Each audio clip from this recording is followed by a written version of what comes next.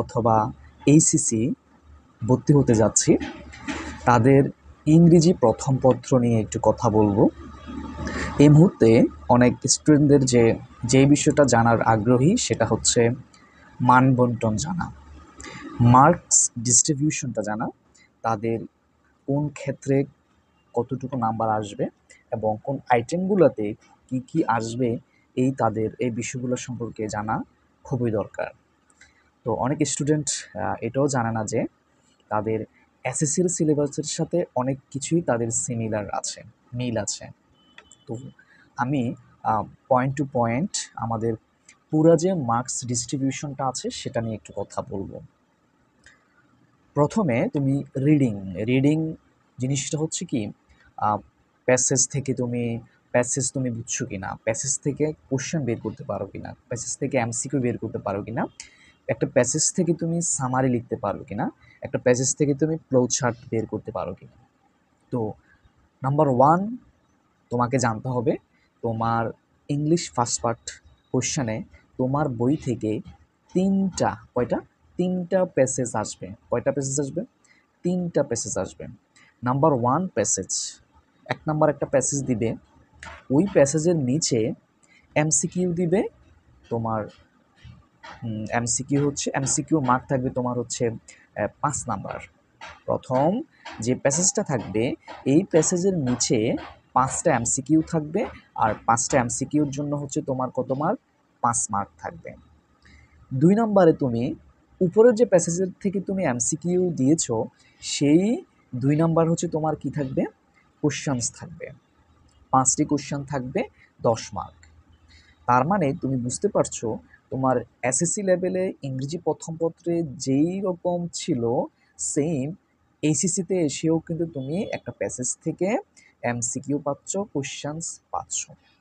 আশা করি বুঝতে পেরেছো। 1 নাম্বার প্যাসেজ এমসিকিউ প্লাস হচ্ছে কোশ্চেনস থাকবে। এবার আসো তুমি 2 নাম্বার আরও একটি প্যাসেজ থাকবে। এই টপিকটা সবার কাছে তোমাদের নতুন, একেবারে যারা মাত্র তোমরা কলেজে উঠছো তোমাদের কাছে একেবারে টপিকটা হচ্ছে নতুন। তো আমি একটু সংক্ষেপে লিখবো, যেহেতু আজকে ভিডিওটা অনেক বড় করার টার্গেট, আমি আস্তে আস্তে কথাগুলো বলতেছি। আর যেন তোমরা কথাগুলো একটু মনোযোগ দিয়ে শোনো এবং ইংরেজি প্রথম পত্রের যে একটা 100 মার্কসের যে একটা বিষয় এটা যেন তোমরা ক্লিয়ার হয়ে যাও। তো 2 নাম্বার প্যাসেজ যেটা থাকবে সেটা হচ্ছে নতুন টপিক ফ্লো চার্ট। কি বলছি? ফ্লো চার্ট অথবা ইনফরমেশন ট্রান্সফার। যদিও ইনফরমেশন ট্রান্সফার আসে না বললেই চলে, আমরা 2024 পরীক্ষার্থীদের কোনো ধরনের ইনফরমেশন ট্রান্সফার কোনো বোর্ডে আসেনি, 23 সালেও আসেনি। তারপরও যেহেতু আমাদের এনসিটিভি কর্তৃক আমাদের অথবা দিয়ে এই কোশ্চেনটা দেওয়া আছে, আমরা আইডিয়া রাখবো। আর একটা কথা বলে দিই, এই যে ইনফরমেশন ট্রান্সফার যে টপিকটি আছে তোমাদের এসএসসি লেভেলে আনসিনের যে ইনফরমেশন ট্রান্সফারগুলো তোমরা করেছো, হু দিয়ে বের করতে হয়, হুইজ দিয়ে বের করতে হয়, তারপরে তোমার অ্যাচিভমেন্ট দিয়ে বের করতে হয়, হোয়াট দিয়ে বের করতে হয়, সেই ইনফরমেশনটাই কিন্তু এখানে। সো ইনফরমেশন তোমাদের কাছে নতুন টপিক না, তোমাদের এই টপিকটা আগে তোমরা পড়েছো অথবা আইডিয়া আছে। কিন্তু আমাদের আসবে হচ্ছে তোমার ফ্লো চার্ট, আমাদের আসবে হচ্ছে কি ফ্লো চার্ট। তো তাহলে আমরা ফ্লো চার্ট হচ্ছে আমাদের কাছে একেবারেই নতুন।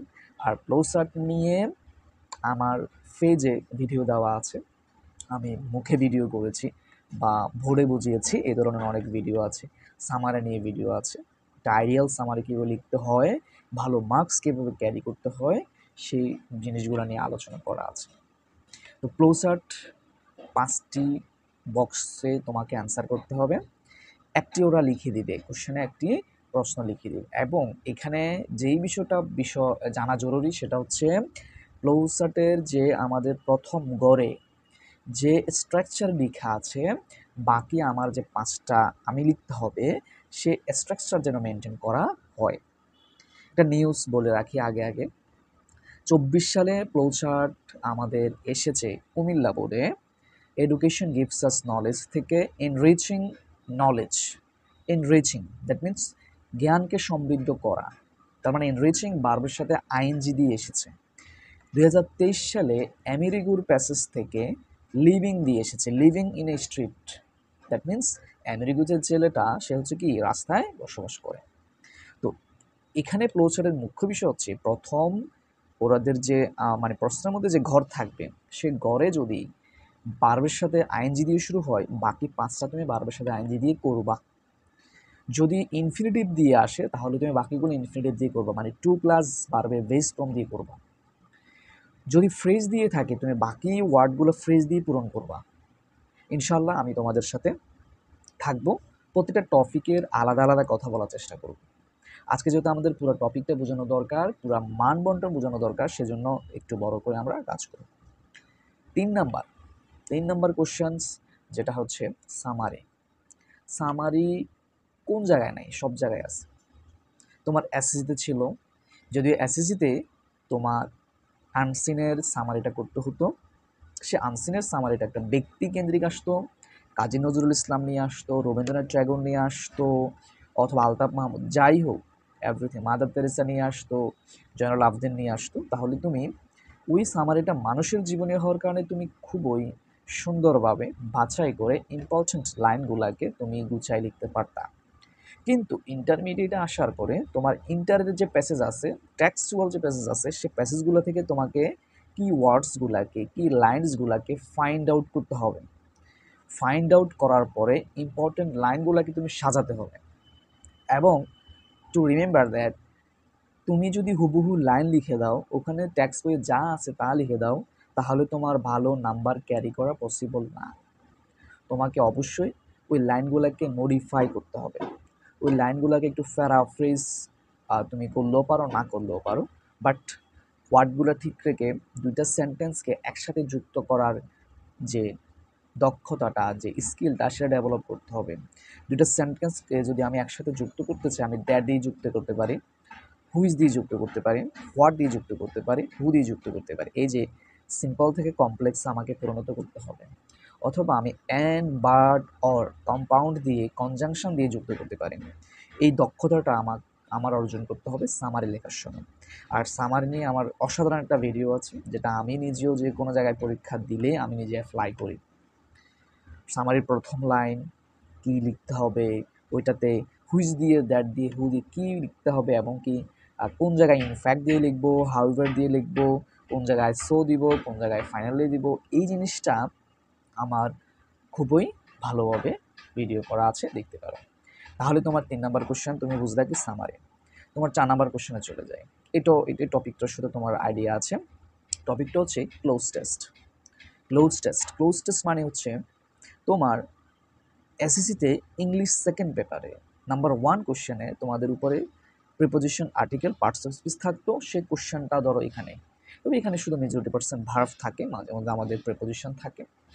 তো এখানে ক্লোজ টেস্টের বিষয়ে একটা আমরা নলেজ দিতে পারি, তোমাকে একটা ইনফরমেশন দিতে পারি। সেটা হচ্ছে আমাদের মেইন বইয়ের যে প্যাসেজগুলো আছে সেগুলো থেকে মেজরিটি% আমাদের কোশ্চেনটা হয়ে যায়।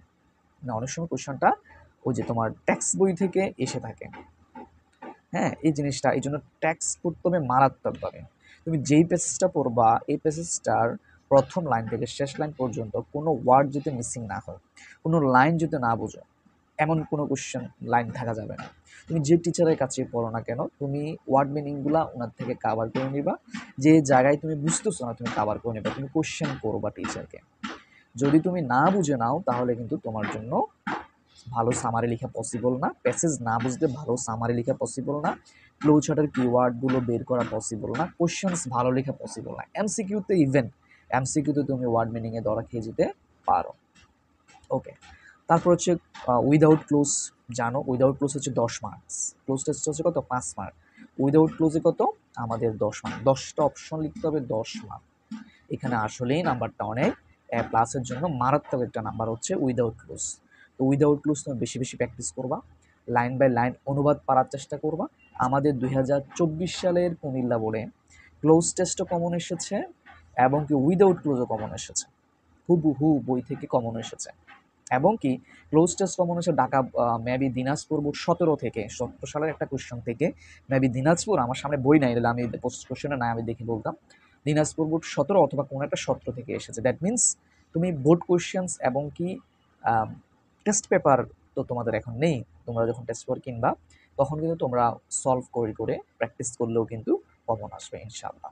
কারণ ক্লোজ টেস্ট উইদাউট ক্লোজ এখানে 15 মার্কস, এই 15 মার্কস তুমি যদি না পারো তোমার অ্যান্সার হচ্ছে 85, মধ্যে তোমার অ্যাপ্লাস টিকবে না।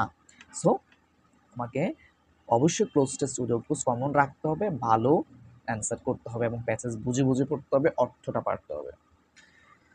তারপরে চলে যাচ্ছি রিঅ্যারেঞ্জে। রিঅ্যারেঞ্জ তোমরা সবাই জানো, এসএসসিতেও ছিল, গল্প আসবে, মিলিয়ে লিখতে হবে, এটা আহামরি কিছু না। আর এটাও কিন্তু আমাদের ঘটনার মধ্যে থেকে আসে, পরিচিতের মধ্যে থেকে আসে। বোর্ড প্র্যাকটিস করলে ইম্পর্টেন্ট কোনো কোয়েশ্চন থাকে, প্র্যাকটিস করলে তুমি কমন পেতে পারো, এটা নিয়ে টেনশন করার কিছু নেই, তবে টেকনিক ওয়াইজ তোমাকে পড়তে হবে। তারপরে চলে যাচ্ছি, এই হলো আমার 60 মার্কসের রিডিং থেকে। রিডিংয়ের যে বিষয়গুলো আছে এগুলো হচ্ছে তোমার ইংরেজি প্রথম পত্রের বিষয়। তারপরে চলে যাচ্ছি আমি রাইটিংয়ে। রাইটিং হচ্ছে ইংরেজি প্রথম পত্রে 40 মার্কস। রাইটিং হচ্ছে ইংরেজি প্রথম পত্রে 40 মার্কস। নাম্বার 1 রাইটিং হচ্ছে প্যারাগ্রাফ। প্যারাগ্রাফ হচ্ছে 10 মার্ক। মেজরিটি পার্সেন্ট ক্ষেত্রে ইংরেজি প্রথম পত্রে টেক্সচুয়াল প্যারাগ্রাফগুলো, যেমন ধরো এডুকেশন গিভস আস নলেজ থেকে তোমাকে বলবে যে এডুকেশন নিয়ে প্যারাগ্রাফ লেখো, অতীতে আসছে। তারপরে প্রথম যে প্যাসেজ বঙ্গবন্ধু শেখ মুজিবুর রহমানের 7 মার্চের ভাষণ, তোমার প্যারাগ্রাফ আসতে পারে 7th historical speech of 7 March অথবা হিস্টোরিক্যাল স্পিচ অফ 7 মার্চ, এই প্যারাগ্রাফটা আসতে পারে। তারপরে তোমার যে কোনো প্যাসেজ থেকে দিয়ে দিতে পারে, অথবা ইকো ট্যুরিজম আমাদের প্যাসেজ থেকে দিয়ে দিতে পারে ইকো ট্যুরিজম, সিভিক এঙ্গেজমেন্টের প্যাসেজ থেকে সিভিক এঙ্গেজমেন্ট আসছে, এগুলো আসতেছে। সো ইংলিশ ফার্স্ট পেপার পড়ার ক্ষেত্রে টেক্সচুয়াল প্যারাগ্রাফগুলো তোমাকে শিখে ফেলতে হবে। তো প্যারাগ্রাফে হচ্ছে 10 মার্ক।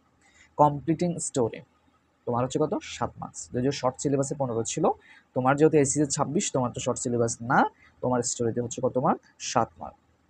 ইনফর্মাল লেটার অথবা ইমেল মাত্র 5 মার্ক, যদিও শর্ট সিলেবাস ইনফর্মাল লেটার ছিল 10 মার্ক, তোমার কিন্তু কত 5 মার্ক। তারপরে graph and chart, pie chart আসুক গ্রাফ চার্ট আসুক, ওখানে হচ্ছে 10 মার্ক। আর কবিতা আসবে, কবিতার থিম লিখতে হবে, সেখানে হচ্ছে 8 মার্ক। তাহলে রাইটিংয়ের অংশটা আমি আবার বলি, এখানে আসলে অনেক লেখা, নাম্বার তোলাটা অনেকটা কঠিন কাজ, নাম্বার যদি কম ভালো লিখতে হবে, সবগুলো টাচ করতে হবে।